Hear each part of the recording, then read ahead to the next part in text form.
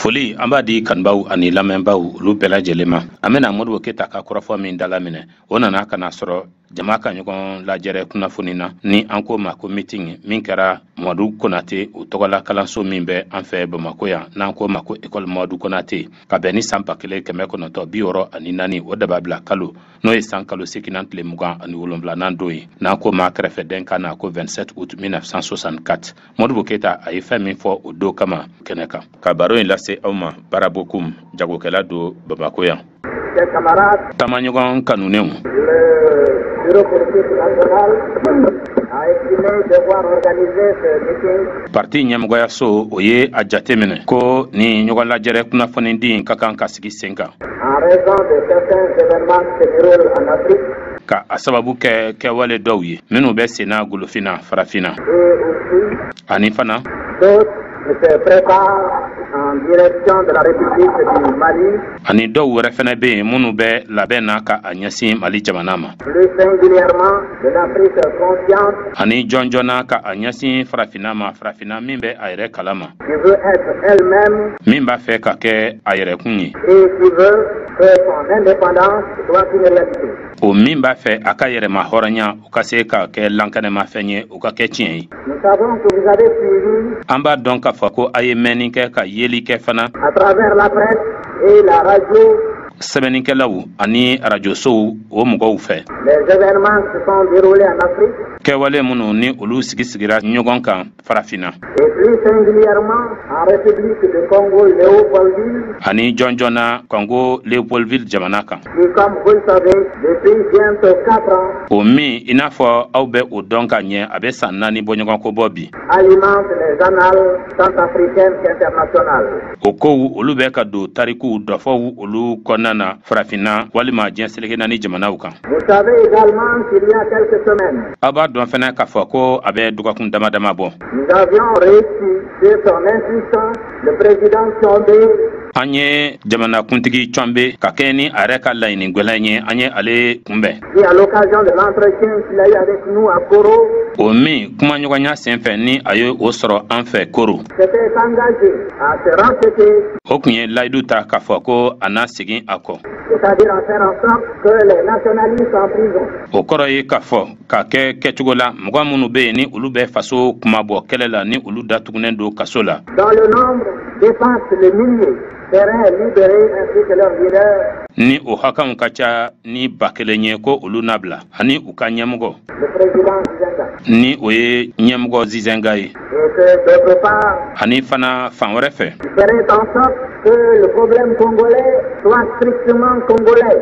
Ko a n'a kɛ kɛcogo la walisa gɛlɛya min bɛ Congo jamana kan walisa o ka to Congo jamana dɔrɔn gɛlɛya ye. C'est-à-dire tout mettre en œuvre pour en éliminer les interventions étrangères. O kɔrɔ ye k'a fɔ ko a n'a fɛɛrɛ bɛɛ sigi sen kan walisa dunan jamana wɛrɛw kɛli ka i sen don o ko la u bɛ se ka sila sa. Qui suivent un prétexte. Olu minnu ka sababu kɛ dalaminɛkalaw caman ye. Justifier leur présence et justifier leur intervention. Olu kun bɛ u yɛrɛw yeli o jamana kan ka o sɛmɛntiya ani zanko u ka wulikajɔ. Mais les événements se sont déroulés autrement. Nka kow nana ka na dada ɲɔgɔn kan cogoya wɛrɛ la. Ce qui concerne la deuxième partie des engagements. Min bɛ tali kɛ layidu talenw olu fan filanan na. Que le président Tchombe avait fait avec nous, à savoir. Ɲɛmɔgɔ Tchombe a kun ye o layidu minnu ta ni anw ye ni o de ye cɛlabɛnni. La réconciliation et l'élimination des interventions étrangères. Ani dunan jamanaw kɛli ka i sen don u ka jamana kɔnɔna koɲɛw la ka olu dabila. Nous savons que pour cette deuxième partie de ces engagements. An b'a dɔn ko ka a ɲɛsin o layidu talenw fan filanan ma. Des pressions très importantes venant de certains responsables du Congo. Papalu minnu ni olu barika ka bon kosɛbɛ ni o bɔra Congo ɲɛmɔgɔ dɔw olu fan fɛ. Et aussi de certaines grandes puissances. Ani setigi jamanaba dɔw fana fan fɛ. Qui avaient intérêt à ce que les Congolais restent divisés.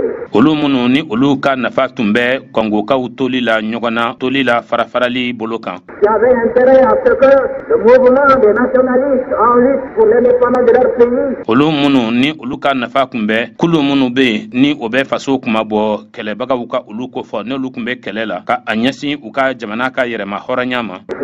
Justifier leur intervention o ka se ka sɛmɛntɛyali kɛ ka ɲɛsin olu ka wulikajɔ ma. Donc par l'action de cette puissance, o la ka tɛmɛ o setigi jamanaw ka kɛwalew fɛ. la réconciliation nationale n'a pas pu avoir lieu. cɛlabɛn ni jamana kɔnɔdenw olu ni ɲɔgɔn cɛ o ma se ka sira sɔrɔ. Et aujourd'hui le Congo est le théâtre d'affrontement. ani bi Congo jamana ale ye kariɲɔgɔn na o kɛnɛ ye. dont les répercussions se feront sentir.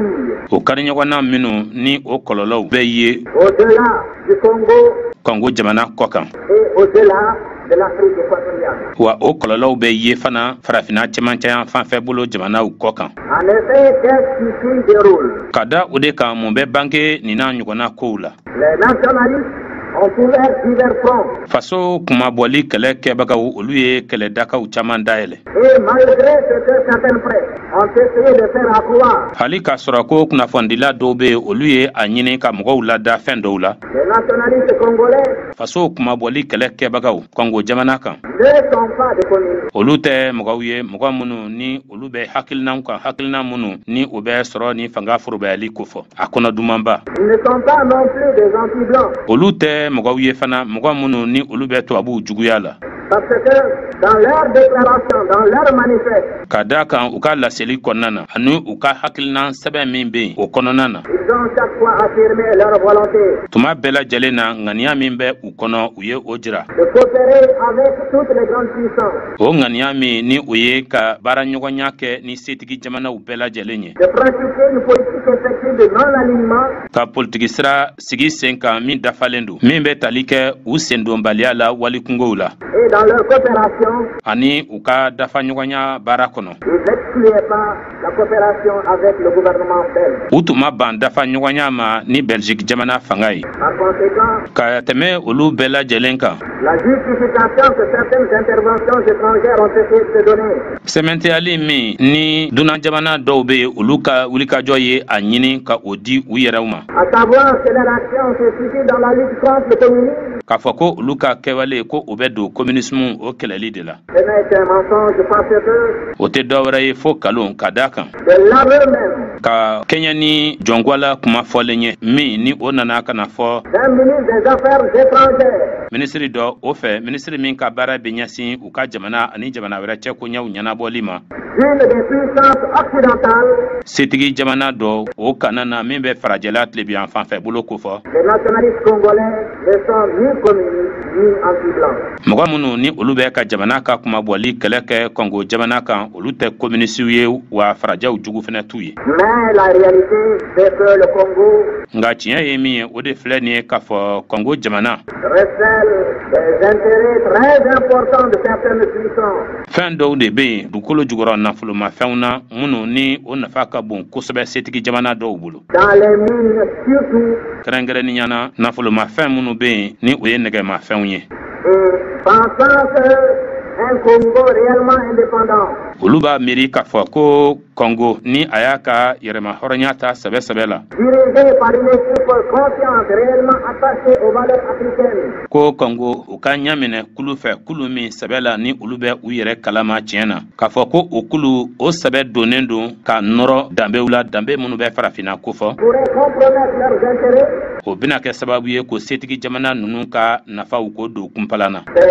Les ressortissants de certaines grandes puissances, setigi jamana dɔw jamana kɔnɔdenw ces courants impérialistes, o kulu minnu filɛ o ye ni o bɛ fanga jugu kofɔ n'o ye wurunɛya ye. en tant que devoir intervenir et à l'heure actuelle, olu sɔrɔla o la ka da la k'a fɔ ko olu ka kan ko ka wulikajɔ kɛ ani an bɛ tuma min na i n'a fɔ sisan. non seulement il y a des mercenaires recrutés en Afrique du Sud, mɔgɔ minnu bɛ sara kɛlɛ kama o dɔw talen don ka bɔ Afrique du Sud jamana kan en Rhodésie du Sud, ani Rhodésie du Sud jamana kan en France, en Belgique, ailleurs, ka bɔ Faransi jamana kan ka bɔ Belgique jamana kan ani fan wɛrɛw fɛ mais aussi ani fana il y a des avions bombardiers lourds. Pangurun dɔw bɛ yen minnu bɛ mugujugu fili ni olu ye pangurun girimanw ye. Il y a des tanks. Kisɛ kurun dɔw fana bɛ yen. Il y a des hélicoptères.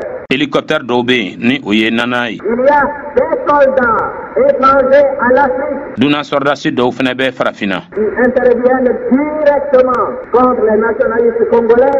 Olu minnu bɛ wulikajɔ kɛ ka u ɲɛsin jɔnjɔn na Congo jamana kumabɔbaw olu ma. Contre le peuple congolais. Ni u bɛ Congo jamana kɔnɔdenw kɛlɛ. Et contre l'Afrique consciente. Ka farafinna min bɛ a yɛrɛ kalama k'o kɛlɛ. Malheureusement, ɲɛnasisi ko don. peu de voix se sont élevées pour dénoncer cette immixtion de puissances étrangères à l'Afrique dans les affaires intérieures de l'Afrique. Kumakan olu ma caya ka kɔrɔta walisa setigi jamanaw olu sen donnen farafinna kɔnɔnako la ka u kɔn. Car il faut se rappeler que K'a masɔrɔ hakililajigin ka kan ka kɛ ko l'Amérique latine connaît une instabilité permanente. n'a kɛra k'a fɔ ko l'Amérique gun woroduguyan fanfɛ bolo tuma bɛɛ lajɛlen na u bɛ lakanabaliya kɔnɔ. Et que les régimes se succèdent à une cadence telle Ko fangaw de bɛ ka dada ɲɔgɔn kan teliya cogo la qu'aucun gouvernement n'arrive fo ka taa se haka na ko fanga kelen si tɛ yen à résoudre les problèmes politiques, économiques et sociaux.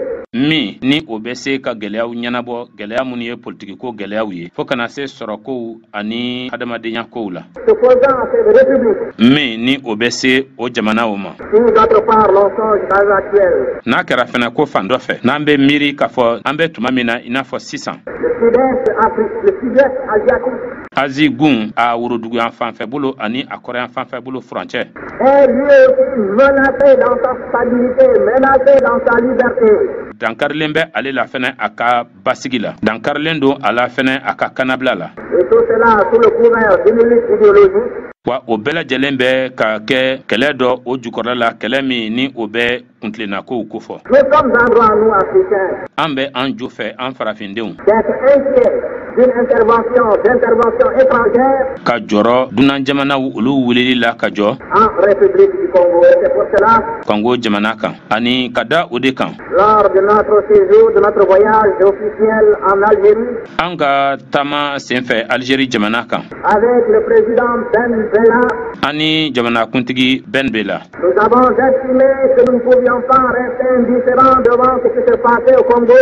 an y'a jate minɛ k'a fɔ ko an tɛ se ko ka to sigilen ye k'an bolo fila dan sen kan ka ɲɛsin fɛn min bɛ senna Congo jamana kan Et que s'il n'y avait pas une action afin de mettre un terme aux interventions étrangères, ko wa ni kɛwale dɔ ma kɛ walisa ka se ka fu siri dunanw olu ka wulikajɔ la l'Afrique risquerait d'être une seconde Amérique latine, farafinna laban a n'a kɛ l'Amérique gun woroduguyan fanfɛ bolo o bɔɲɔgɔnko dɔ ye d'être un second sud-est asiatique, a na laban fɛnɛ ka kɛ Azi gun o woroduguyan fanfɛ bolo ani a kɔrɔyan fanfɛ bolo bɔɲɔgɔnko dɔ ye et avec le tempérament africain, ani farafinna yɛrɛ bɛ cogo min na ce serait très grave pour notre continent, ce serait très grave pour nos peuples. a na juguya kosɛbɛ an ka gun ma a na juguya kosɛbɛ an ka jamana kɔnɔdenw ma Et nous estimons donc le président Ben Bella et moi-même, an ye a jate minɛ o la jamanakuntigi Ben Bella ani ne yɛrɛ kun il faut arrêter à tout prix les interventions étrangères. ko fɛrɛ bɛɛ ka kan ka kɛ walisa dunanw ka wulikajɔ fu bɛ se ka siri o dan na Et c'est pour cela que nous avons convié les autres États de l'Organisation de l'Unité africaine o de kama anw ye jamana wɛrɛ tɔw wele k'an bila k'a lase u ma minnu bɛ OUA kɔnɔna na à accepter la convocation d'une session extraordinaire ko u ka sɔn welekan ma min bɛ tali kɛ lajɛ balalen dɔ la du Conseil des ministres min bɛ minisiriw ka ɲɔgɔn kunbɛn kofɔ des Affaires étrangères minisiri minnu bɛ yen ni olu ka baara bɛ ɲɛsin u ka jamana ani jamana wɛrɛ cɛkoɲɛw ɲɛnabɔli ma de notre organisation min bɛ an ka tɔn kofɔ pour s'occuper tout spécialement du problème congolais. walisa u ka u ɲɛsin dɔrɔn gɛlɛya min bɛ Congo jamana kan o ma Nous estimons que s'il n'est pas mis un terme an ye a jate minɛ k'a fɔ ko ni fu ma siri a ko dan na aux interventions étrangères, ko ni fu ma siri dunanw olu ka wulikajɔ dan na la situation du Congo serait beaucoup plus grave Congo ka lahalaya a tɔ na juguya ka taa fɛ parce que les États africains conscients n'accepteraient pas que la dignité africaine soit bafouée ka da kan farafin jamanaw minnu bɛ u yɛrɛ kalama olu tɛna na sɔn ko farafina ka hɔrɔnya u ka lagosi. Ni setigi jamana dɔw bɛ yen certaines puissances pensent pouvoir justifier leur intervention, l'intervention de leurs troupes, de leurs hommes au Congo. Ni olu bɛ sɛmɛntiyali kɛ ka a ɲɛsin u ka kɛlɛdenw olu cunnen ma Congo jamana kan. Nous aussi, nous avons dans nos pays des hommes, des Africains conscients. An fana an ka jamanaw kan cɛw bɛ an bolo farafindenw minnu bɛ u yɛrɛ kalama. Qui auparavant accepté l'ultime sacrifice. Olu minnu ni olu sɔnna ka ban yɛrɛ dili laban ma. Pour libérer le continent africain. Walasa ka farafina gun hɔrɔnya. Et qui accepterait de s'engager comme volontaire. Minnu fana bɛ sɔn ka layidu ta ka a bɔ u yɛrɛ la. Aux côtés des nationalistes congolais. Walasa ka taa dɛmɛni ta ka a lase Congo a jamana kumabɔbaw ka kɛlɛ ma. Et d'autre part, ani fan dɔ fana fɛ. Dans certaines parties du monde, diɲɛ fan dɔw fɛ. Il y a aussi d'autres peuples. Siya wɛrɛw bɛ yen. Il y a aussi d'autres nations. Jamana wɛrɛw fana bɛ yen. Auprès desquelles nous pourrons trouver un concours. Olu minnu kɛrɛfɛ an bɛ se ka an ka dɛmɛni sɔrɔ yen. Pour nous approvisionner en matériel à l'équipement. Walasa kɛlɛkɛminɛnw minnu ni an mako bɛ olu la k'olu sɔrɔ olu yɔrɔ. Et alors, o la sa. Problème congolais ne serait plus le problème congolais. Congo gɛlɛya a tɛna kɛ Congokaw ka gɛlɛya ye. Il serait le problème des grandes puissances. A na kɛ setigi jamanabaw ka gɛlɛya ye. Et la première victime, ce serait le peuple congolais. Ani a mɔgɔ bɔnɔlen fɔlɔw o na kɛ Congo jamana kɔnɔdenw ye. La première victime, ce serait les peuples africains. Mɔgɔ bɔnɔlen fɔlɔw o na kɛ farafindenw ye. Et la guerre au Congo risquerait alors de nous entraîner dans un affrontement des grandes puissances. Congo kɛlɛ o bɛ kɛ sababu ye ka an tɛrɛntɛrɛma ka ɲɛsin setigi jamanaw ka kari ɲɔgɔn na ma. Et de provoquer une conflagration générale. Ani a bɛ kɛ sababu ye fana ka fan bɛɛ lajɛlen soroba ka don ɲɔgɔn na. Donc personne ne peut par avance estimer les graves répercussions.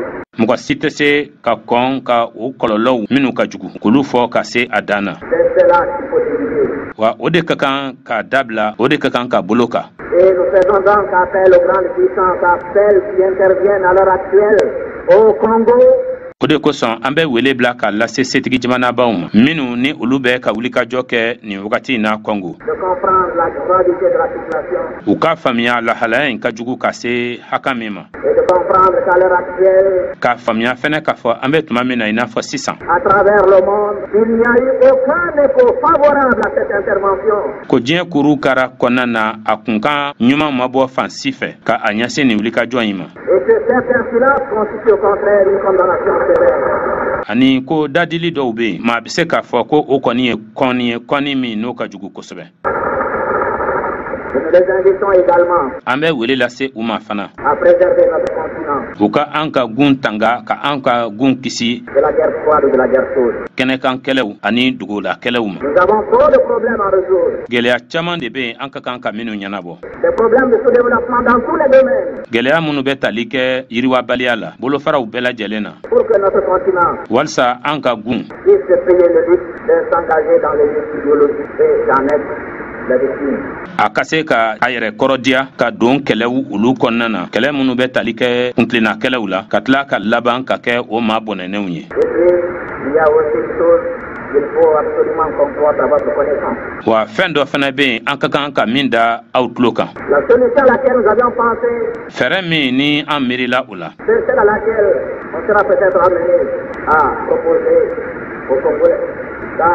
Les grandes puissances, les interventions étrangères qui sont engagées à l'heure actuelle au Congo. Wa o ye fɛɛrɛ ye fana fɛɛrɛ min ni an ka kan ka se fana ka o lase Congokaw ma o ye setigi jamanabaw ye dunanw olu ka wulikajɔw ye olu minnu kɛlen don nin wagati in na k'u sen don kɛlɛ la Congokaw fɛ yen olu minnu bɛ taa don duguw la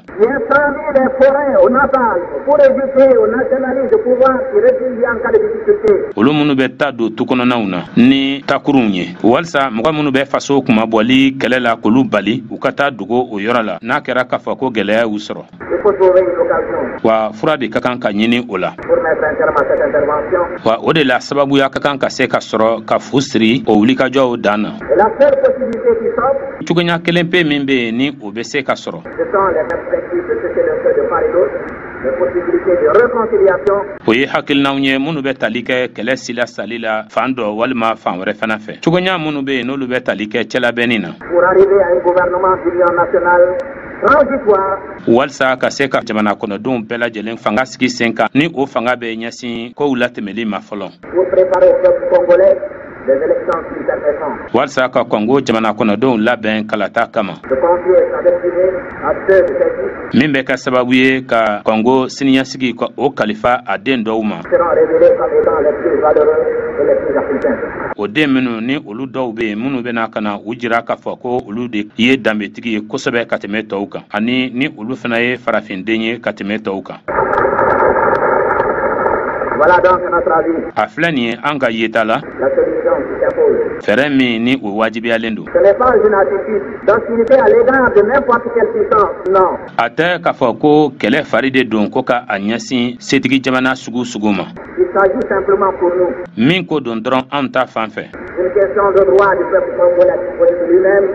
O ye Congo jamana kɔnɔdenw olu ka ju sariya ko de ye u ka se k'u ka kow ɲɛnabɔ u yɛrɛ ye. Et aussi de notre souci permanent Ani hami min bɛ an na tuma bɛɛ lajɛlen na. de faire en sorte que l'Afrique ne puisse pas être demain le centre de nouvelles confrontations entre certaines grandes puissances. K'a kɛ kɛcogo la min bɛ a to sini farafinna ale kana se ka kɛ kɛnɛ ye kɛnɛ min kana na kariɲɔgɔnna kuraw bɛna kɛ setigi jamana dɔw olu ni ɲɔgɔn cɛ. C'est le souci majeur qui nous guide O ye hakilinaw na belebele ye min bɛ ka anw yɛrɛ ɲɛ minɛ. et c'est pour cela que nous lançons un appel pressant O de kama an bɛ welekan teliman bila à tous ceux qui interviennent soit directement ou indirectement au Congo k'a lase setigi jamanaw bɛɛ ma minnu ni olu bɛ u dogo dɔ ɲɛna ka wulikajɔ kɛ Congo walima ni u bɛ u jɔ kɛnɛ yɛrɛ kan ka wulikajɔ kɛ Congo. pour qu'elles ne mettent pas des obstacles, pour qu'elles ne placent pas des obstacles sur la voie de l'organisation de l'unité africaine Walsa u kana na gɛlɛya bila OIA u ka sira kan. dans la recherche de solutions Fɛɛrɛw olu ɲinini na permettant au Congo de retrouver la paix. min bɛ kɛ sababu ye Congo ka hɛrɛ sɔrɔ. Camarades, Tamaɲɔgɔnw, vous savez que le Malien aime beaucoup l'aventure. aw b'a dɔn k'a fɔ ko maliden taama ka di a ye. Aujourd'hui, O ma daminɛ bi. soit du passé de notre en témoigne. An ka jamana tariku a dɔfɔ a kunungolama o bɛ seereya bɔ o kan. Front des Maliens partout. An b'a dɔn k'a fɔ ko an ka malidenw bɛ fan bɛɛ lajɛlen fɛ. Et ceux qui sont au Congo, Léo, Minnu bɛ Congo Léo jamana kan. ils sont partis à la recherche de la fortune. Aujourd'hui, Minnu ni olu taara nafolo ɲini na bi, ont été expulsés de ce territoire.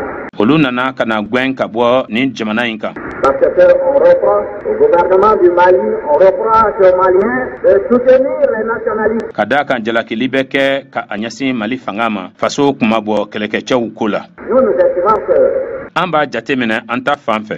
notre soutien aux nationalistes An bɛ dɛmɛni min ta ka ɲɛsin faso kuma bɔ kɛlɛkɛbaw ma. entre dans la logique de notre politique africaine O bɛ don kuntilenna jɛlen na kuntilenna jɛlen min ni o bɛ an ka farafinna politiki sira kofɔ. de notre politique internationale, An ka politiki sira min bɛ dannatigɛli kɛ an ni diɲɛ sirigɛnna ni jamanaw ni ɲɔgɔn cɛ. de notre politique du cours. Ani an ka politiki sira yɛrɛ k'a fɔ dakuruɲɛ kelen pe la. Nous n'avons donc, à l'égard du gouvernement actuel de Léopoldville, aucune rancœur. An bɛ don min na i n'a fɔ bi dimiya kisɛ kelen maralen tɛ an kɔnɔ ka a ɲɛsin fanga ma fanga min bɛ senna Léopoldville. Et le bureau politique national du gouvernement Bureau politique national n'o ye parti ɲɛmɔgɔyaso ye ka fara fanga kan n'o ye gouvernement ye. ont déjà mis en œuvre O ye fɛɛrɛw sigi sen kan kaban toutes les dispositions nécessaires pour le rapatriement de ces 15 ou 20 ou 25 000 Maliens refoulés du Congo. u ye fɛɛrɛw bɛɛ lajɛlen sigi sen kan kaban walisa ka mɔgɔw dɔnni ka segin ni u ye minnu bɛ tali kɛ mɔgɔ 15,000 mɔgɔ 20,000 walima mɔgɔ 25,000 maliyɛnw na minnu ni olu gwɛnna ka bɔ Congo. Aujourd'hui, un avion a été apprêté, un avion d'Air Mali, Bi pankurun dɔ ɲinina Air Mali pankurun dɔ pour apporter à nos amis du Congo-Brazzaville, dont les ressortissants ont également été expulsés. walisa ka dɛmɛni ta k'a lase an teri Congo Brazzaville mɔgɔw ma olu minnu fana ka jamana kɔnɔdenw gwɛnna Du riz, malo du sucre et des médicaments. sukaro tala k'a las'u ma ani furaw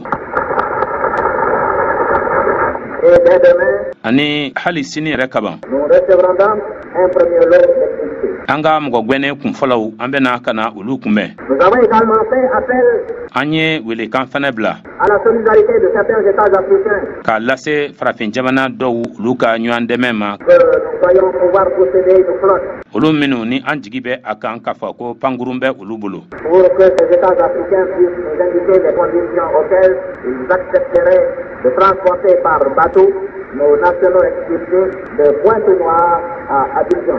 walisa o farafin jamanaw olu ka se ka sartu ɲɛfɔ an ɲɛna sartu minnu kɔnɔna na ni u bɛ sɔn ka an ka jamana kɔnɔdenw minnu ni olu gɛnna ka olu dɔni jikankuru na n'o ye bateau ye ka bɔ Pointe-Noire ka na Abidjan. Les contacts sont pris kuma ɲɔgɔnyaw bɛɛ sigilen don sen kan et nous attendons leur réaction pour établir un planning de rapatriement de nos ressortissants. an bɛ ka olu ka jaabiw makɔnɔ walisa ka fɛlɛbolo dɔ sigi sen kan min bɛ tali kɛ an fasoden ɲɔgɔnw olu dɔnini na ka segin ni u ye.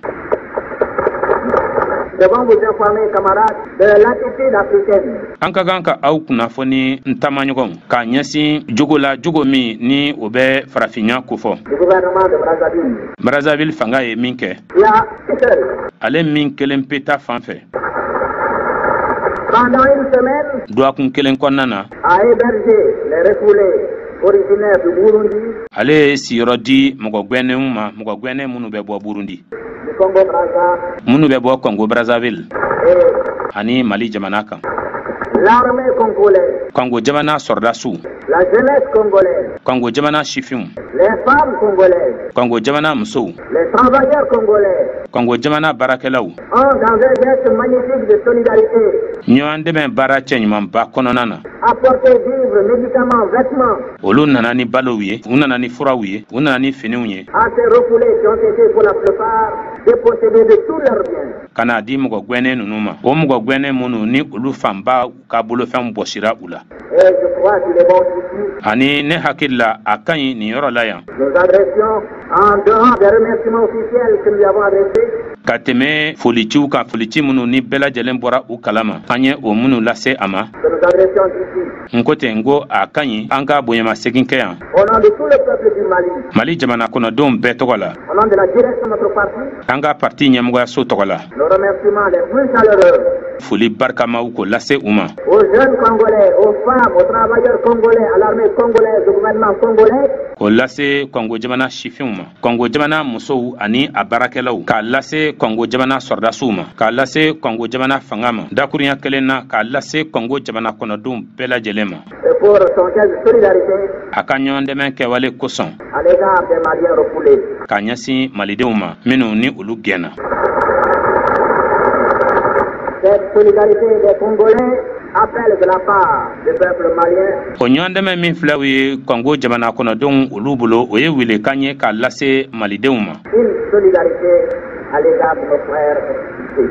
ko an fana ka ɲɔgɔn dɛmɛ kɛ ka ɲɛsin an balimaw ma minnu n'olu gɛnna C'est l'une des raisons. Et o ye nin jama ka ɲɔgɔn lajɛrɛ kunnafonidi kun dɔ ye le bureau politique national parti ɲɛmɔgɔyaso n'a pas pu devoir prendre une décision en la matière, o ma a kanu k'a fɔ k'a bɛ ko latigɛ o ko ta fan fɛ tout au moins pour préciser la méthode a kɔni nana ka na lajɛ dɔ kɛ pour que cette solidarité puisse être effective. walisa a kɛcogo ye min ye ka o perepere latigɛ o ɲɔgɔn dɛmɛ a bɛ se ka kolo gɛlɛya cogo min na Ce que nous vous demandons, camarades, an bɛ min ɲini aw fɛ taamaɲɔgɔnw pour ces milliers de Maliens, dont certains ont pu avoir des biens au Congo, Léopoldville, k'a ɲɛsin ni malidenw ba kelen kelen sigiyɔrɔma caman ma ni dɔw bɛ yen ni olu ye fɛn sɔrɔ kɔngoleo jamana kan et dont ils ont été frustrés, olu minnu ni olu fari fagara ni olu ɲɛna sisira et qui vont donc se retrouver en République du Mali, olu bɛna ka na u yɛrɛ ye Mali jamana kan démunis de tout moyen. cogoɲaw bɛɛ lajɛlen bɔsilen u la se tɛ u ye u bololankolon Nous vous demandons, à l'instar de nos amis du Congo, an bɛ a ɲini aw fɛ ka a sanga an teri kɔngokaw olu ka kɛwale la de faire acte de solidarité. ko aw ka ɲɔgɔn dɛmɛ kɛwale dɔ kɛ Et nous invitons les organismes du parti, an b'a ɲini parti o bolofaraw olu bɛɛ lajɛlen fɛ les sections, tɔn sigidaw les sous-sections, dugumatɔn sigidaw les comités de village et de quartier, jɛdaw togodaw ani kinw kɔnɔ sur l'ensemble du territoire, jamana fa bɛɛ lajɛlen fɛ à ouvrir une souscription volontaire u ka ɲɔgɔn dɛmɛ wagande dɔ dayɛlɛ u yɛrɛ dina ni u ŋaniya na min tɛ wajibi ye pour que des armes ainsi recueillies walsa wari minnu bɛna sɔrɔ o la puissent être utilisées à l'hébergement de ces refoulés. walsa o wari o ka se ka kɛ ka siyɔrɔkow ɲɛnabɔ ka a ɲɛsin maa gwɛnnenw ma Avant qu'ils puissent être de leur résidence d'origine. yani u ka ɲɛsin u yɛrɛw bɔyɔrɔw ma J'insiste sur le caractère parce que nous savons n bɛ sinsin a kan k'a fɔ ko a ka bɔ mɔgɔw yɛrɛ dina ni u ŋaniya la ka daa kan an b'a dɔn ce que le peuple du Mali condamné a fait comme effort à accepter comme sacrifice. ni san fila laban in kɔnɔna na mali jamana kɔnɔdenw u sɔnna ka yɛrɛ dili min kɛ Que ce soit les paysans, les travailleurs, a kɛra cikɛlaw ye o a kɛra baarakɛlaw ye o que ce soit les commerçants, a kɛra jagokɛlaw ye o dans leur secteur respectif. o bɛɛ lajɛlen ka bolofara jɔnjɔnw kɔnɔna na bɛɛ lajɛlen kelen kelen na danfara ma kɛ a la Le caractère volontaire que nous exigeons jagoya tɛ u kɛ a bɔ u dinɛ ni u ŋaniya na an bɛ o de wajibiya pour que ceux qui ont les moyens et qui voudraient faire un acte de solidarité puissent le faire en toute liberté. walisa se bɛ minnu ye ni olu b'a fɛ ka dɛmɛni kɛwale dɔ kɛ olu ka se ka o kɛ kanabila dan bɛɛ lajɛlen kɔnɔ En toute conscience, ko u kɛ u yɛrɛ sɔndɔmɛ dafalen bɛɛ lajɛlen kɔnɔ sans la moindre opposition, qu'il soit politique ou administratif. ka taa sɔrɔ papali kisɛ kelen ma kɛ u la ka bɔ an ka tɔn bolofaraw yɔrɔ a kɛra politiki bolofaraw ye o walima foroba ca u bolofaraw ye Camarades, tamaɲɔgɔnw le deuxième problème qui mérite d'être porté à votre connaissance gwɛlɛya filanan min bɛ yen ni o ka kan ka taa k'o da aw tulo kan est la conséquence logique de notre politique. ni o de ye an ka politiki sira o bangena kuntilenna jalen min na Ce sont les visées impérialistes en direction de la République. o ye ɲɛsini minnu ni o bɛ bɔ wurunɛya tigilamɔgɔw olu yɔrɔ mali ta fan fɛ En 1960, san 1960 la au congrès extraordinaire du 22 septembre 1960, kunnajɛ balalen na n'o o ye kɔngɛrɛ ye min ni o nana ka na kɛ ka bɛn ni san 1960 o tulafin kalo ni o ye san kalo 9 tile 22 ye nous avons librement opté pour la décolonisation totale de nos structures an ye a latigɛ k'a fɔ an ka bolofara fɛn fɛn de bɛ yen ko an bɛna olu bɛɛ lajɛlen bɔ jɔnya kɔnɔ et pour l'édification d'une économie socialiste. an y'a fɔ fɛnɛ k'a fɔ tagabolo min bɛ yen ni o sinsinnen do sɔrɔ ni fanga forobayali kan ko an bɛna o tɔ la yiriwa À l'époque, a wagati kama certains avaient pensé dɔw tun ye a miiri ko que c'était de simples slogans dakuruɲɛ gwansanw de don vides de contenu, minnu ni olu lankolon don ni kisɛ tɛ u la parce que c'est à travers l'Afrique les mots décolonisation, socialisme, ka daa kan farafina jamanaw olu kɔnɔnaw na dakuruɲɛ minnu bɛ yen ni olu bɛ tali kɛ bɔli la jɔnya kɔnɔna na fɔɔ kana se sɔrɔ ni fanga forobayali ma sont devenus des mots courants, sont devenus des slogans. olu kɔni nana ka na kɛ dakuruɲɛw ye dakuruɲɛ minnu ni olu tun bɛ mɛn tuma bɛɛ n'a tun bɛ fɔ tuma bɛɛ Pour endormir les peuples, olu kɔni tun ye ŋunankanw ye minnu ni o dabɔkun de ye ka jamana kɔnɔdenw lasunɔgɔ pour suspendre la bonne foi des peuples. walisa ŋaniya ɲuman min bɛ jamana kɔnɔdenw na ka bala kɛ u la na nin tagabolow ye Mais pour nous, Maliens, nka an malidenw ta fan fɛ nous n'avons pas l'habitude de lancer des mots en l'air. an ma deli ka kumaw kɔni fɔ fiɲɛ fɛ Quand nous disons décolonisation, nous procédons à une décolonisation effective. ni an ko ka an bɔsi jɔnya na ka bɔ jɔnya bolo kan an bɛ baaraw sigi sen kan baara minnu bɛ an bɔ jɔnya bolo kan pepewu Et quand nous disons que nous voulons construire le socialisme, wa ni an ko fana ko ka sɔrɔ ni fanga forobayali ko ka o labara nous nous engageons résolument dans la construction du socialisme. an bɛ layidu ta fɛnɛ ka sira ta sira min ni o bɛ sɔrɔ ni fanga forobayali ko fɔ C'est ce que nous avons entrepris wa an ye o de kɛ depuis le congrès du 22 septembre 1960. kabini san 1960 o tulafin kalo ni o ye san kalo 9 tile 22 kunnajɛ ye n'an k'o ma ko kɔngɛrɛ En 1962, san 1962 la nous avons procédé à notre réforme monétaire. an ye yɛlɛmali don wariko siratigɛw la Et à l'époque, o tuma la les mauvaises augures avaient prévu pour notre pays la catastrophe. an ka jamana ta fan fɛ maa terejugu dɔw olu kun kɔnna k'a fɔ ko balawu kɔni da kelen de kunsinnen bɛ an ma Et ne donnait pas 6 mois pour que notre gouvernement se mette à genoux. wa ko u kun tɛ kalo 6 di an ka jamana fanga ma walisa jamana ka dɛsɛ a ka ɲɔngiri Pour solliciter l'aide extérieure. walisa jamana fanga u ka kɔkan dɛmɛni wele C'était en 1962. o tun kɛra ka bɛn ni san 1962 ye Nous sommes maintenant au deuxième semestre de 1964 et nous sommes pas encore à genoux. an bɛ san 1964 o san kalo 6 filanan de kɔnɔna na wa fo ka se nin wagati ma an ma ɲɔngiri fɔlɔ.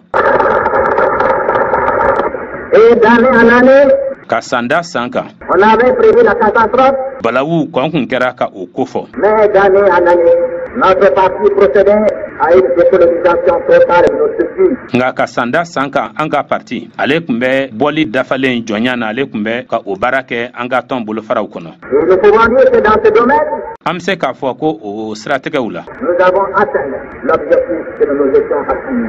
an ye kuntilenna sɔrɔ kuntilenna min n'an kun y'o di an yɛrɛ ma. Et d'année en année, ka sanda san kan nous avons mis en place des structures, an ye bolofaraw sigi sen kan des organismes tɔn bolofarabaw qui devaient propulser dans notre pays non seulement la conscience socialiste, o minnu ni olu ka baara de kun ye jagɛlɛya sɔrɔ ani fanga forobayali o ta fan fɛ k'o jɛnsɛn jamana kɔnɔ mais aussi ani fana l'édification socialiste de notre économie. ani an ka jamana a sɔrɔ bolo ka se ka o la yiriwa k'o kɛ fanga forobayali ani sɔrɔ forobayali bolo ye. Et quand les forces impérialistes ont constaté que leurs prévisions n'étaient pas réalisées, urunɛya fanga jugu tigilamɔgɔw olu ye a kɔlɔsi k'a fɔ ko u kun kɔnna ko ka fɛn min fɔ k'o boloda ko o kɛra fɛn ye fɛn min n'o ma kɛ tiɲɛ ye. lorsqu'elles ont essayé, mais en vain de s'infiltrer dans notre armée, nka tuma min na ni u ye a lajɛ n'u dɛsɛra pelengete ka don an ka sɔrɔdasikuluw cɛ la pour créer un piste militaire comme dans d'autres pays d'Afrique.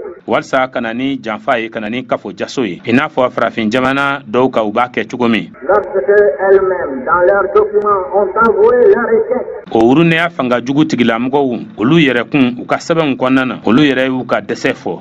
lorsque d'autre part, elles ont essayé d'opposer les responsables les uns aux autres, tuma min na fɛnɛ n'o fanga jugu tigilamɔgɔw ye a lajɛ ka ɲɛmɔgɔw ka olu kun kari ɲɔgɔn na en classant certains en occidentaux et d'autres en socialistes en extrémistes. ka dɔw ka o fɔ ko ye tubabuw ka mɔgɔ ye ka dɔw k'a yira k'a fɔ ko olu ye sɔrɔ ni fanga forobayali tigilamɔgɔw ye ka dɔw fana jira k'a fɔ ko olu ye kogɛlɛntigiw ye. Et que toutes ces tentatives ont été vaines. o baara cɛjugu o laɲini fɛn fɛn filaw ye olu bɛɛ kɛra fu ye. Les forces impérialistes en sont arrivées à la décision.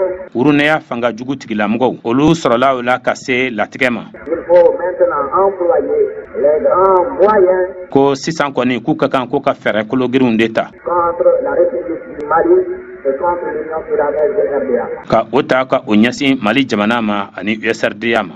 Et quels sont ces moyens? o fɛɛrɛw dun ye jumɛnw ye. Ils sont de trois ordres. olu ye bolo saba ye. Les moyens psychologiques, bolo fɔlɔ o ye fɛɛrɛw ye minnu bɛ hakilinaw ani miirinanw kofɔ les attentats et les foyers armés de subversion. ka mugujugu don yɔrɔw la ni ka tila fɛnɛ ka mankanw lawuli mankan minnu bɛ lanɔgɔliw kɛ yɔrɔw la. Moyens psychologiques, yɛlɛmɛbolo filanan o ye siraw ye sira minnu ni o bɛ kuntilennaw kofɔ elles avaient espéré ces forces impérialistes qu'avec les mesures de rigueur que nous avons prises qui devaient assainir notre économie, o fanga jugu olu kun ye u jigi da a kan ko k'a sababu kɛ fɛɛrɛ korogirinw ye fɛɛrɛ korogirin minnu ni an y'olu sigi sen kan walisa ka an ka sɔrɔ lasaniya et qui sont heureusement en train de l'atteindre, o fɛɛrɛ minnu fana kunnaja ko la ni u bɛ ka an ka sɔrɔ siraw lasaniya qu'avec les restrictions, il y aurait un soulèvement parce que nous savons ko dɔ bɔli min kɛra ko u tagabolo la k'o bɛna banke jama ka murutili la k'a masɔrɔ an b'a dɔn ko que quand il manque à quelqu'un qui a l'habitude d'amuser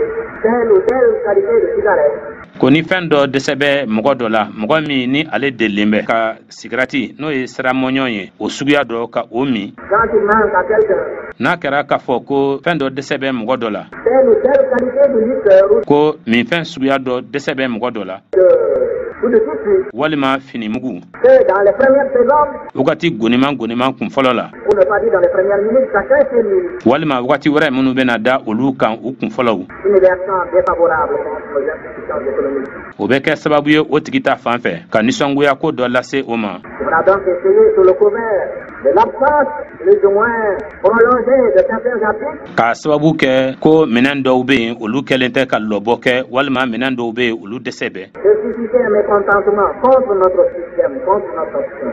ka nisɔngoya ko dɔ lase an ka fanga bonda minnu bɛ yen sɔrɔ ta fan fɛ ladimiyali dɔw ka olu sigi sen kan ka ɲɛsin an ka fanga ma ka ɲɛsin an ka jɔsen ma Et on continue de le faire. ani tabe ke nyefe ko koke. Mais on a estimé également Nga anya jate mina fana ko. que si on n'a pas pu atteindre directement les parents, Ko ni sema ke ka bangebaka uka ulu lasoro anya nyuman kan. on pouvait les atteindre par le canal de leurs enfants. Bangebaka ube se ka lasoro udeun sababu la. Et on compte à la rentrée prochaine. Jate mina ube sigi sen kan kalanta na toyi. Dans nos établissements scolaires, Anga kalanso ulu kononana. entreprendre un travail de conditionnement Ka bara sigi sen ka bara mi ni ube mgow labeni ko fo murtili kama. pour mobiliser nos jeunes élèves, nos élèves, Walsa ka anka kalande shifin wuli ku jo. contre le gouvernement, contre le parti, Fanga kama, parti kama. et créer ainsi des soulèvements que le parti serait obligé de réprimer, ce qui pourrait alors toucher directement les parents. Parti be wajibiya ola ka lajabali kɛ. O be se ka kɛ sababu ye o la ka bangebagaw lasɔrɔ yɔrɔnin kelen. Et susciter un courant de mécontentement. Ni ka tila ka na ni nisɔngoya da kelen ye. Les forces impérialistes avaient fait l'injure à notre armée. Urunɛya fanga jugu tigilamɔgɔw olu kun ye nɛni kɛ ka a ɲɛsin an ka faso finitigilakaw olu ma n'o ye sɔrdasiw ye. Le pouvoir, la loyauté pour la mobiliser contre le parti et le gouvernement. K'a fɔ ko u na don u cɛ la walasa ka u lawuli ka jɔ parti juguya la ka u lawuli ka jɔ fanga juguya la ni u ye gouvernement ye. L'armée a pu relever ses dons. An ka sɔrdasiw olu sera ka u yɛrɛ bɔ o ko bolo la. Puisque ces forces impérialistes ont été obligées elles-mêmes de reconnaître leur échec. Ka da kan o urunɛya fanga jugu tigilamɔgɔw olu wajibiyara u yɛrɛ kun ka jɔngɔla fɔ ko u dɛsɛra. Maintenant, Sisan on fait l'injure à nos élèves. u b'a fɛ ka nɛni ta ka a lase an ka kalanden fitininw ma. On fait l'injure à notre jeunesse. U bɛ nɛni ta k'a lase an ka sifinw olu ma. Le pouvoir, la loyauté contre le parti, contre notre système. K'a fɔ ko u na don olu tu la ka olu lawuli parti kama ka olu lawuli an ka fanga kama. Car ce n'est même plus une question d'opposition à tel ou tel pays. Ka da kan fɔɲɔgɔnkɔ yɛrɛ tɛ tun a tɛ tugun k'a fɔ ko an ni jamana in walima ni jamana in tɛ bɛn. C'est maintenant une question de système. Donc, de fait que nous entrons dans la lutte idéologique alors que pour nous, Nga min ko don fanga ko de don o la an bɛ don sisan kuntilenna kɛlɛ dafalen de kɔnɔna na. il n'en a jamais été question. K'a sɔrɔ anw ta fan fɛ da ma deli ka maga o la fiyewu. On veut donc justement Min laɲininen don faire l'injure à notre jeunesse estudiantine. o de ye ka nɛni kɛ ka a lase an ka sifinw denmisɛnninw ma minnu ye kalandenw ye. Pour la mobiliser contre le parti, contre le gouvernement. Ka don u tu la k'u lawuli ka jɔ parti kama ka u lawuli ka jɔ fanga kama. Contre le système, notre système. K'u lawuli fana ka jɔ an ka fanga tagabolo kama. Nous pensons que notre jeunesse saura, comme notre voyante armée, relever le gant. An dalen bɛ a la k'a fɔ ko an ka sifin denmisɛnw olu na se ka u jɔyɔrɔ fa i n'a fɔ an ka finitigi barikamaw olu y'a kɛ cogo min na. Et ne pas prêter le plan au conditionnement. Wa u tɛna sɔn ka u yɛrɛ to labɛnni u bolo labɛnni min ni u b'a fɛ ka o sigi sen kan sifinw olu ta fan fɛ. Qu'on voudrait entreprendre à leur niveau pour pouvoir les utiliser contre leur pays, pour pouvoir les utiliser contre la France. Walsa ka sifinw ta ka baara kɛ ni olu ye k'an ka jamana kɛlɛ ka farafinna kɛlɛ Et contre leur pays. ka a ka danbe fɛnɛ kɛlɛ. Vous savez que tout pays, quel qu'il soit, a ses traits. Aw b'a dɔn k'a fɔ ko jamana bɛɛ lajɛlen ni a ka janfanci don jamanaw mana kɛ cogo o cogo la. Le Mali ne peut pas déroger à la règle. Mali ale tɛ se ka a yɛrɛ bɔ o tagabolo la. Nous avons nos traits An ka janfanciw olu bɛ yen qui sont dans certains États voisins minnu bɛ an sigiɲɔgɔn jamana dɔw olu kan. et dont certains ont même pris pour couvrir leur action subversive, pour couvrir leurs mauvaises intentions contre notre pays. Dɔw yɛrɛ bɛ u la olu ye jamana wɛrɛ o fasodenya sɛbɛn ta walisa u ka kɛwale lafilili kɛwalew tiɲɛni kɛwalew ka o dogo walima ŋaniya juguya min bɛ u la ka ɲɛsin an ka jamana ma ka se ka o ladogo. Certains de nos ressortissants, certains Maliens, originaires de Bongunda ou de Douanda ou de Gaï, An fasoden ɲɔgɔn dɔw an ka jamana kɔnɔden dɔw ni olu bɛ bɔ Buguni dɔw bɛ bɔ Douanza dɔw bɛ bɔ Kayi. ont pris la nationalité de leur pays de résidence. U sigilen bɛ jamana min kan u ye o fasodenya sɛbɛn ta. De sorte qu'ils sont plus légalement maliens. Min bɛ a to sariya ta fan fɛ u tɛ malidenw ye tuguni. Mais ils continuent nga u bɛ taa ɲɛ. En raison du fait que eux-mêmes délibérément ont renoncé à cette nationalité, mais qu'ils savent qu'ils ne peuvent pas se couper trop tard, ils seront obligés de revenir, de rendre compte. Ka sababu kɛ k'a fɔ u yɛrɛ kun olu ye a latigɛ u yɛrɛ ye ka ban Mali fasodenya na, wa u b'a dɔn ko u tɛ se ka u yɛrɛ tigɛ ka bɔ Mali la, u tɛ se ka u yɛrɛ tigɛ ka bɔ u ka gwaw la ni u ye u ka denbayaw ye, ko a mɛn o mɛn u na wajibiya ka kɔsegin ani ka ɲɛfɔli kɛ u ka kɛwalew la. U bɛ taa ɲɛ ka baara jugu kɛ u ka jamana juguya la. On pourrait faire des attentats honorants, enlever la vie de la République du Mali, du peuple malien, d'être lui-même, de construire son économie selon le socialisme. U b'a miiri ko olu ta fan fɛ fɛɛrɛ kelen pe min bɛ u bolo o ye ka u yɛrɛ fili uruneya fanga jugu tigila mɔgɔw olu tɛgɛ kɔnɔ ani ka kɛ tiɲɛni o cidenw ye ka kɛ lafilili cidenw ye. Les forces impérialistes pensent donc qu'avec cela, ils pourraient arrêter les lacs. Elles se trompent. Ce n'est pas quelques dizaines qu'il faut supprimer, 1000 millions de Maliens qu'il faut supprimer pour plus jamais de socialisme du Mali. La troisième, c'est de créer des foyers divers. On en avait créé un dans l'extrême nord de la frontière algéro-malienne et on pense que lorsqu'ils seront suffisamment préparés, on les réintroduira au Mali pour essayer de provoquer des attentats contre certains responsables. Olu bɛ a la ka kɛlɛkɛminɛnw labaarali dege surasikan dɔw olu kɔnɔna na, pɛrɛnbaranin dɔw ka olu lamagacogo dege. Mɔgɔw bɛ a miiri k'a fɔ ko ni o mɔgɔ nunu ni olu nana labɛn ka wasakɛ, olu na ladon ko kura Mali jamana kan walisa ka a ɲini ka na ni tiɲɛni baw ye ka mugujugu don ɲɛmɔgɔ dɔw olu kama. Nga uruneya fanga jugu tigila mɔgɔw u bɛ ɲinɛ min kɔ.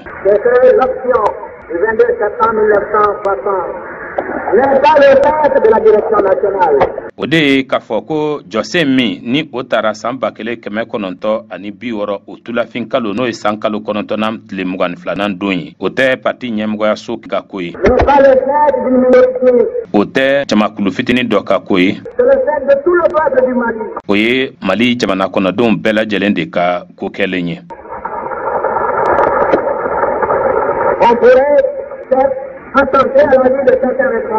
Siga tɛ a la dan bɛ se ka kari ɲɛmɔgɔ dɔw ka ɲɛnamaya la. Siga tɛ a la mugujugu ninnu donni o bɛ se ka ɲɛ, a bɛ se ka sabati.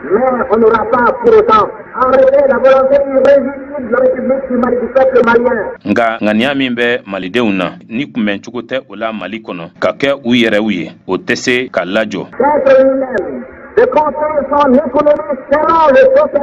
Ka a ka sɔrɔ ka o sigi sen kan ka kɛ ni fanga ni sɔrɔ forobayali tagabolo ye.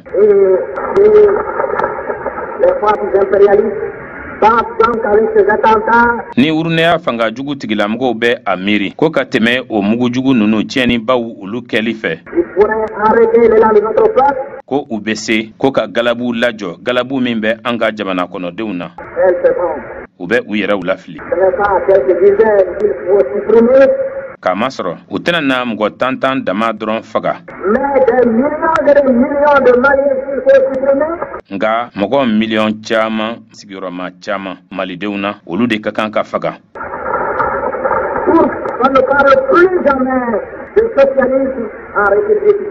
Walisa da kana se tuguni sɔrɔ ni fanga forobayali tagabolo ma Mali jamana kɔnɔ.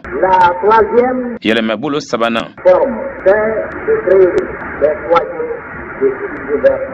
o ye ka lamurutiliw ani lafilili siraw ka olu ladan. O ɲɔgɔnna dɔ delila ka sigi sen kan an ka jamana kɔgɔduguyan fanfɛ bolo fɛ, Mali ani Algérie jamana dancɛ la. Mɔgɔ laban minnu kun bɛ yen ni olu sera ka kolo gɛlɛya, olu bɛɛ lajɛlen nana ka na daji kɛrɛfɔ kalo tɛmɛnen n'o ye san kalo 7nan ye.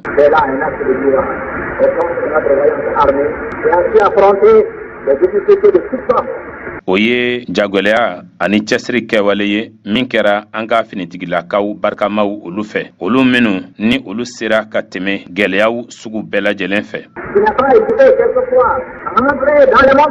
O finitigilaka minnu ma siga tuma dɔw la ka don kuluwow la ka tugun mɔgɔ murutilenw nɔfɛ fɔ ka taa se u duguyɔrɔ labanw ma.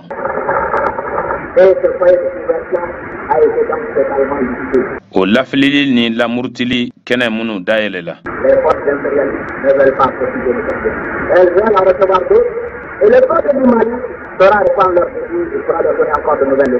olu bɛɛ lajɛlen dajira fɔ k'a dafa. Urunɛya fanga jugu tigilamɔgɔw olu t'a fɛ ka o ladilikan ka o sɔrɔ, u t'a fɛ ka kalan sɔrɔ, u b'a fɛ hali bi ka dɔwɛrɛ sɔrɔ ani Mali jamana kɔnɔdenw olu na se ka jaabili kɛ ka a ɲɛsin o baara kɛta ma ani ka kalankura di u ma ka ladilikan kura di u ma.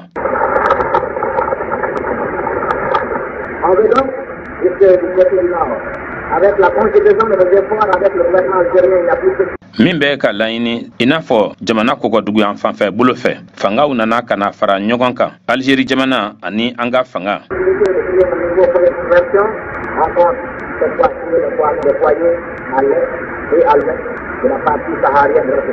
Cogoya foyi tɛ yen tuguni ka lamurutili walima lafilili kɛnɛ wɛrɛ ka o ladan. Sisan ka lafilili kɛnɛ walima murutili kɛnɛ dɔ k'o dayɛlɛ kɔrɔyan fanfɛ ani tilebiyan fanfɛ ani an ka jamana saharayan fanfɛ.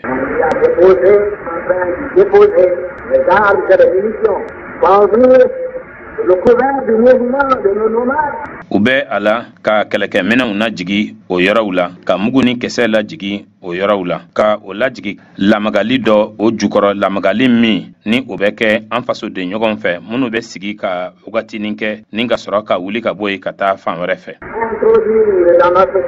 U b'a fɛ ka kɛlɛkɛminɛnw ladon an ka jamana kɔnɔ walsa ka murutili kɛnɛw ka olu dayɛlɛ jamana kɔrɔnfɛla la ani a tilebifɛla la k'a sɔrɔ jamana yɛrɛ kɔnɔna na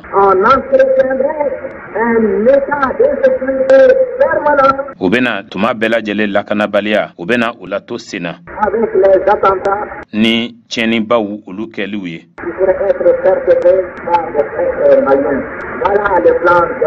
O tiɲɛniba minnu ni olu bɛ se ka kɛ maliden janfanci dɔw fɛ a filɛ nin ye sitanɛ fɛrɛ min sigilen don sen kan ni a labɛnna.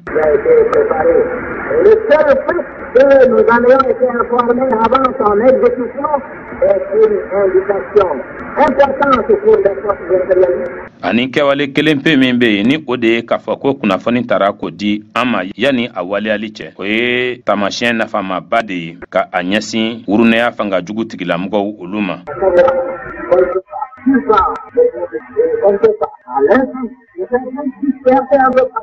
K'a jira ko a tɛ se ka kɛ malidenw u n'u ɲinɛ ma maliden minnu ni olu yɛrɛkɛlen don fan bɛɛ lajɛlen fɛ.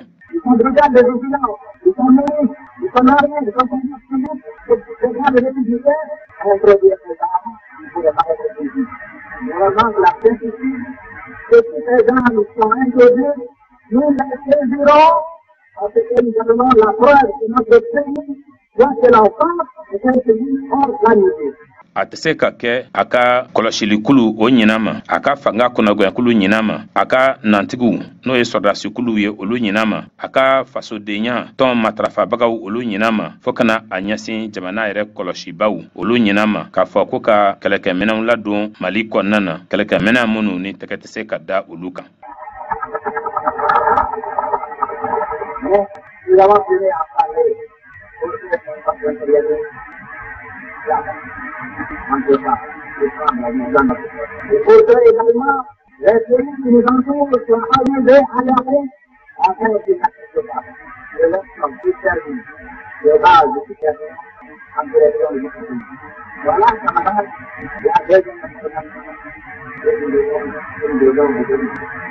Nga an ye a kanu ka da don ni kuma ninnu na k'u ɲɛfɔ walsa ni urunɛya fanga jugu tigilamɔgɔw k'a dɔn ko bala tɛ se ka kɛ an ka jamana kɔnɔdenw ka kɔlɔsili la ani fana jamana minnu bɛ yen ni olu bɛ ka an lamunu olu ka se ka kunnafoni walsa u kana na sɔn ko olu ka dugukolo o ka se ka kɛ daka ye daka min ni lamurutiliw ani tiɲɛniw bɛ labɛn yen ka a ɲɛsin an ka jamana ma. A filɛ nin ye taamaɲɔgɔn kunnafoni filanan min bɛ yen an ka kan ka min di aw ma.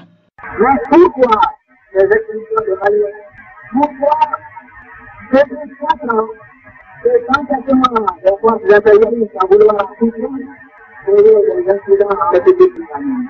Pourquoi depuis ces derniers temps?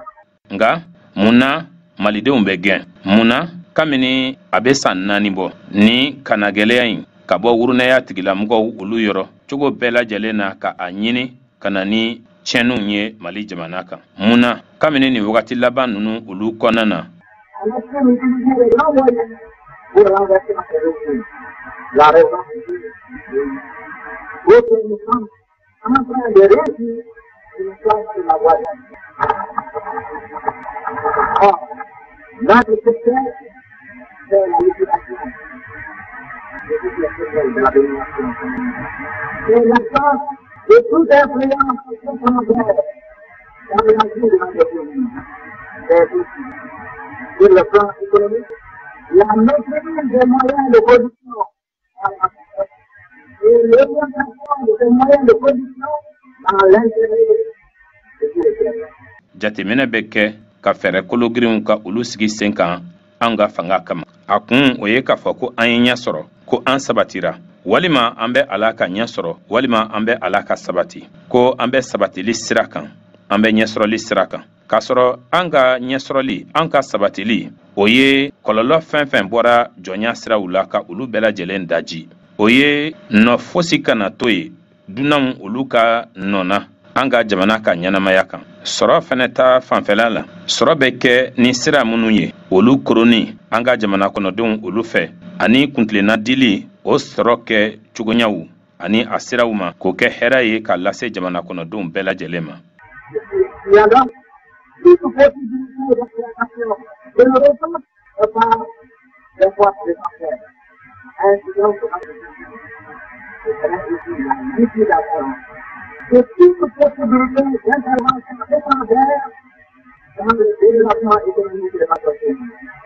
Vous savez, camarades, o bɛ tɛmɛ fɛn min fɛ o ye sira de bɛ yen ni o bɛ tali kɛ an ka nafasɔrɔ siraw bɔbaliya setigi jamanaw olu fɛ. O cogo la an ka se sɔrɔli, an ka sabatili, o na kɛ fana dajili ye ka a ɲɛsin cogoɲaw bɛɛ lajɛlen ma minnu bɛ a to dunanw ka u sen don an ka jamana ka yiriwali la. K'a sɔrɔ aw b'a dɔn taamaɲɔgɔn les coûts passés au large à l'argent, les coûts passés au capital sont décidés à s'engager dans n'importe quelle action pour que les intérêts soient passés. Le fait du mandat, le moment de la décolonisation, de l'éducation économique pourrait être évident. Pour les gens des africains qui sont en train de chercher leur voie, et donc certains n'ont pas encore clairement défini cette voie.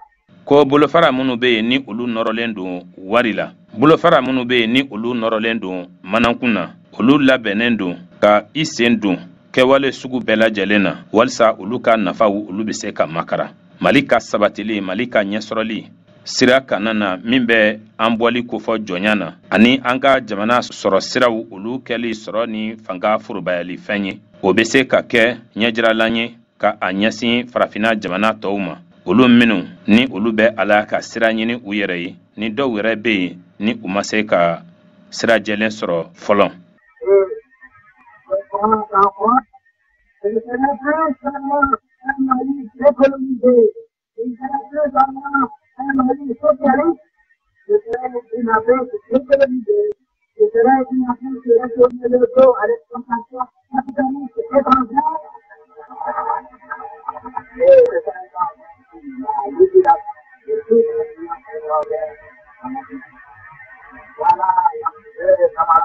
Ka bɔ sigiɲɔgɔn jamana dɔ la ka taa sigiɲɔgɔn jamana dɔ la, a tɛna na kɛ tuguni ko Mali don, Mali min ni a bɔra jɔnya fanga kɔrɔ. A tɛna na kɛ Mali ye tugun, Mali min ni a bilalen bɛ sɔrɔ ani fanga forobayali sira kan. Nka a na kɛ farafina de ye, farafina min ni o bɔlen don jɔnya kɔrɔ.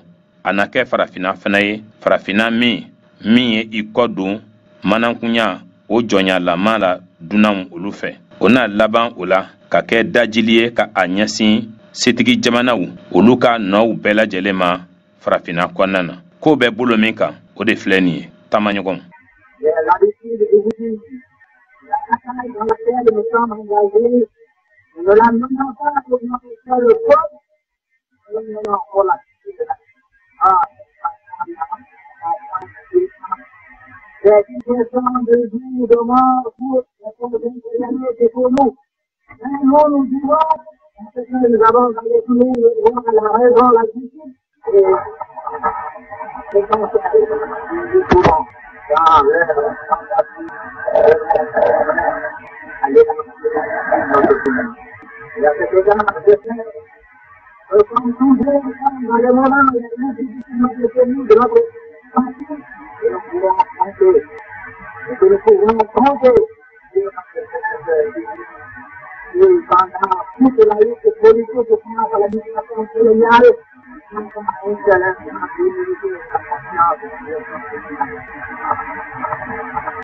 Ndela k'a fɔ aw ye ko an ye an cɛsiri kɛlɛ min na an na o kɛlɛ kɛ an tɛna na o kɛ an ka jamana kɔnɔdenw dɔrɔn ye an na o kɛlɛ kɛ farafina ka hɔrɔnya kosɔn k'a sɔrɔ o kɛlɛ a sera a kundama a jamjanba ma yɔrɔ ma an bɛ sa walima an bɛ balo o ko de don ka ɲɛsin wurunɛya fanga jugutigilamɔgɔw ma ani anw nga anw na ɲɛnamaya k'a sababu kɛ sariya bɛ anw fɛ tiɲɛ ni tilennenya o bɛ anw fɛ nga olu wurunɛya tigilamɔgɔw olu na dɛsɛ u ka laɲini juguw la ka fu siri galabu kunbɛnbali o dan na galabu kunbɛnbali min ni o bɛ an ka jamana kofɔ ka tali kɛ o de la ne b'a dɔn i n'a fɔ tuma bɛɛ i n'a fɔ wagatiw kɔnɔna na wagati minnu gɛlɛyara kosɛbɛ an ka jamana kɔnɔ ani an ka parti ma ko an bɛ se ko ka an jigi da an ka sifin galabu maw olu kan olu minnu politiki ko kɛlɛ wagati bɛɛ lajɛlen kɔnɔna na ka a ɲɛsin jɔnya kɛbagaw ma olu ma to kɔ fiyewu danaya la danaya min ni o bɔra parti ɲɛmɔgɔyaso yɔrɔ.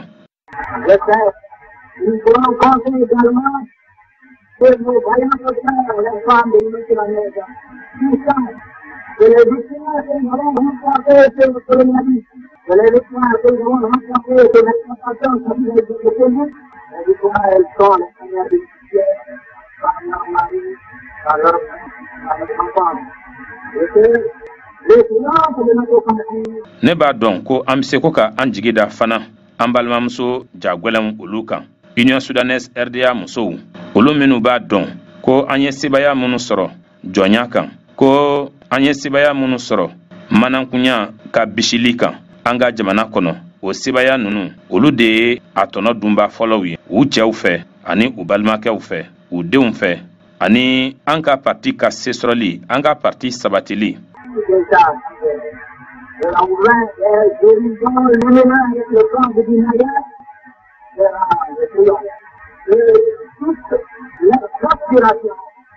Non seulement en tant que femme, mais en tant qu'époux, en tant que mère, en tant que mère. Nous savons également que nous pouvons compter à travailler. Beaucoup de mon pays, à travers la République, j'ai salué chaque fois, donc j'ai salué chaque fois, merci de la République, merci de la Fédération. Parce que nous pouvons continuer aujourd'hui qu'en Afrique, les travailleurs maliens sont les mêmes pays. Parti min yɛrɛ ni o ye kuntilenna nɔrɔmaw dayɛlɛ ni furu sariya gafe o na kɛ sabatili ye o na kɛ sesɔrɔli ye ka ɲɛsin laɲiniw olu bɛɛ lajɛlen ma laɲini minnu ni o bɛ musow ka fanfɛla ka o kofɔ ka da kan musow don ani fana ko furumusow don wolomusow fana don wa balimamusow fana don an b'a dɔn fana ko an bɛ se ka an jigi da an taamaɲɔgɔn baarakɛlaw olu kan o baarakɛla minnu an ka taama ninnu bɛɛ lajɛlen senfɛ Mali jamana kɔnɔna na ne ye foli kɛ tuma bɛɛ lajɛlen na yɛrɛdili hakilina ani cɛsiri hakilina min bɛ u la ka da kan an bɛ se ka a fɔ bi ko farafina kɔnɔna na Mali baarakɛlaw olu de ye mɔgɔw ye mɔgɔ minnu ni olu sara ka dɔgɔn ka tɛmɛ jamana tɔw bɛɛ ta kan.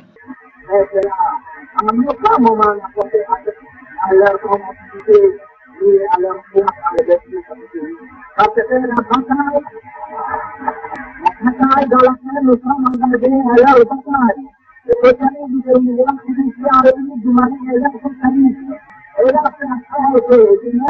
l'avant-garde des forces populaires de notre pays pour affairer les négociations socialistes dans la politique.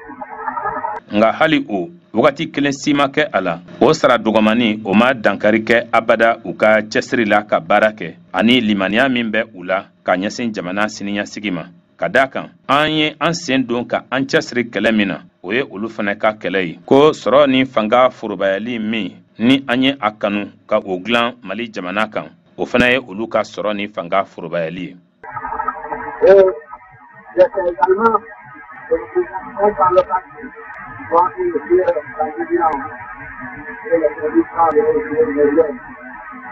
Cela,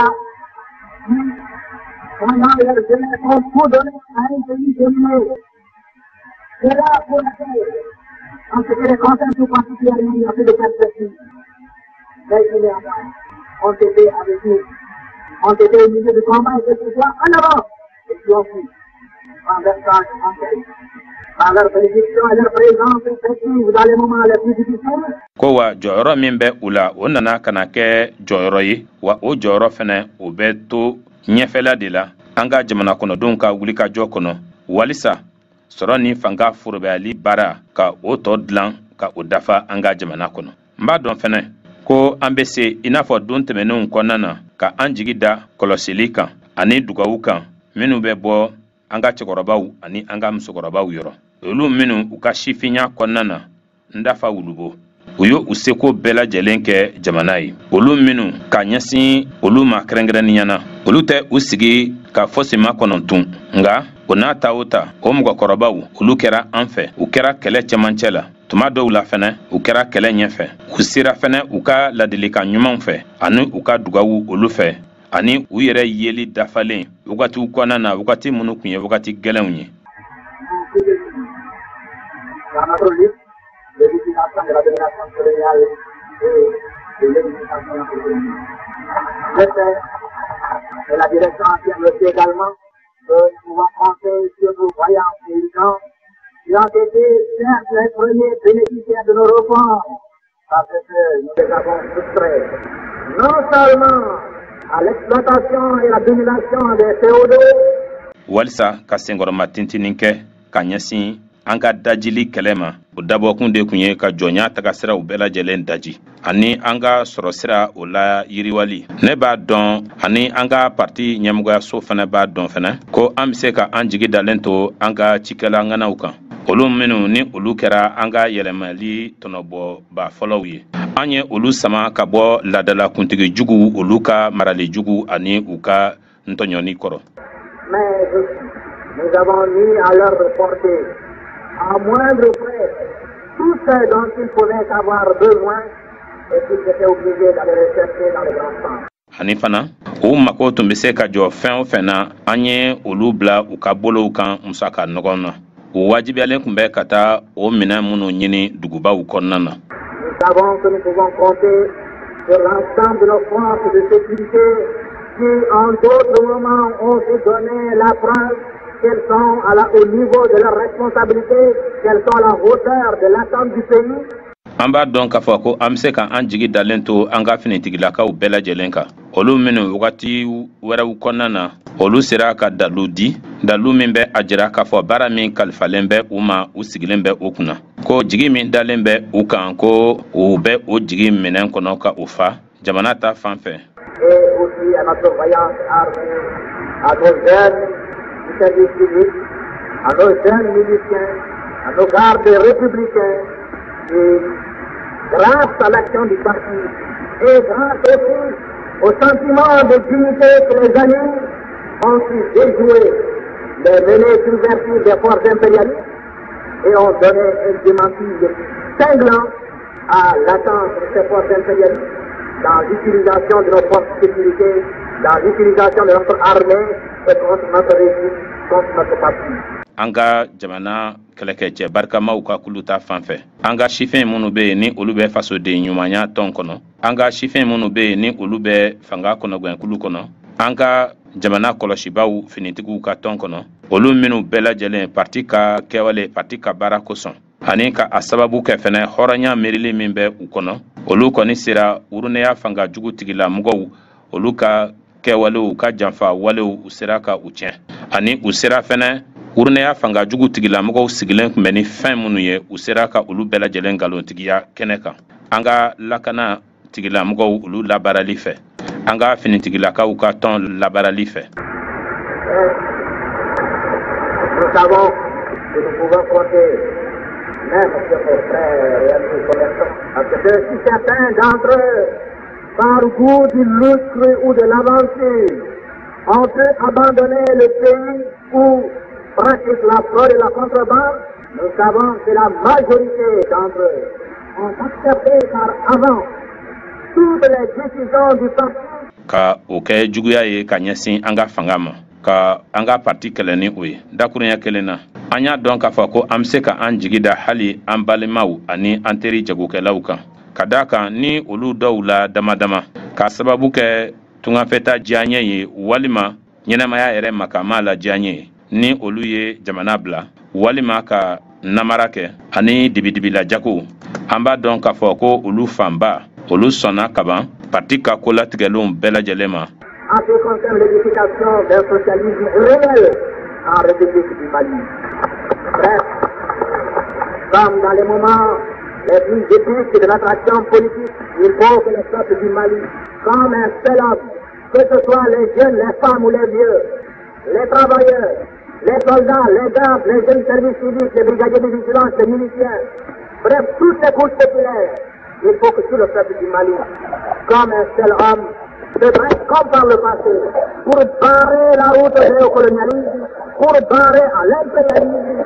Min bɛ tali kɛ sɔrɔ ni fanga forobali sɛbɛma o labaarali la Mali jamana kɔnɔ i n'a fɔ wagati olu kɔnɔna na wagati minnu n'olu yankan bonyana ni u mankutu barika bonyana ni olu ye wagati ye minnu bɛ to mɔgɔ hakili la an ka politikiko kɛwalew a baaraw la wajibi do Mali jamana kɔnɔdenw i n'a fɔ cɛ kelen a kɛra cɛw ye a kɛra musow ye a kɛra sifinw ye baarakɛlaw sɔrdasiw yɔrɔ kɔlɔsibaw finitigiw sifin minnu ni olu bɛ fasodenɲumanya baara la danbe o kɔlɔsibaw fanga kɔnɔ gɛnbaw dakurunya kelen na faso jama bolofaraw bɛɛ olu bɛɛ ka se ka wuli ka jɔ i n'a fɔ cɛ kelen i n'a fɔ n y'a fɔ cogo min na walisa ka sira da jɔnya tigilamɔgɔw ɲɛ ani urunɛya fanga jugu tigilamɔgɔw. Afin que notre peuple, dans sa dignité et dans sa soif d'indépendance, puisse achever l'édification de son économie et puisse également ouvrir des perspectives plus heureuses, puisse également créer l'espoir que certains peuples africains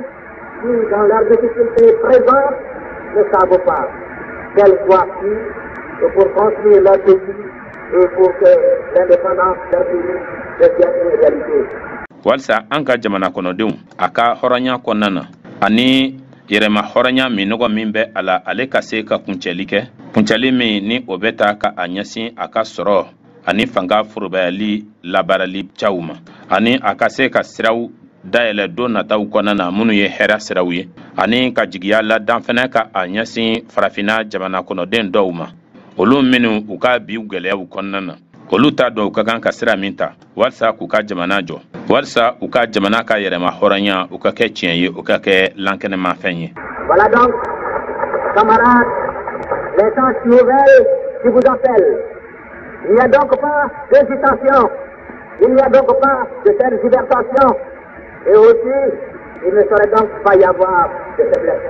A filɛ nin ye sisan taamaɲɔgɔnw baara kura minnu ni o bɛ ɲɛsin aw ma sigasigali o kuma t'a la tun kuma caman tɛ a la tuguni o la barikantanya fɛnɛ man kan ka ye a la.